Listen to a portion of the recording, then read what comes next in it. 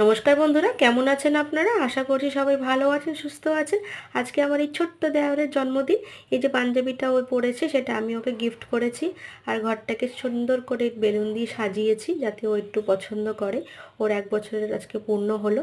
ওর জন্য আমি রান্নাও করেছি, প্লেন ভাত করেছি, কাজুলি মাছের পাতলা করে ঝোল করেছি, রুই মাছের আলু দিয়ে ফুলকপি দিয়ে ঝোল, মূলো দিয়ে ডাল করেছি, তারপরে মোরলা মাছের চচ্চড়ি, 5 রকম ভাজা, পায়েস, টুকটুকো। তো এগুলো এতটা খেতে পারবে না, তাই নিয়ম রক্ষার জন্য একটু করেছি। এই যে দেখুন, পেটটাকে সুন্দর করে সাজিয়েছি ফুল দিয়ে। আসলে কি বলুন তো, ওরা নিজেদের দেশ ছেড়ে আমাদের এখানে আছে, আর প্রথম জন্মদিন।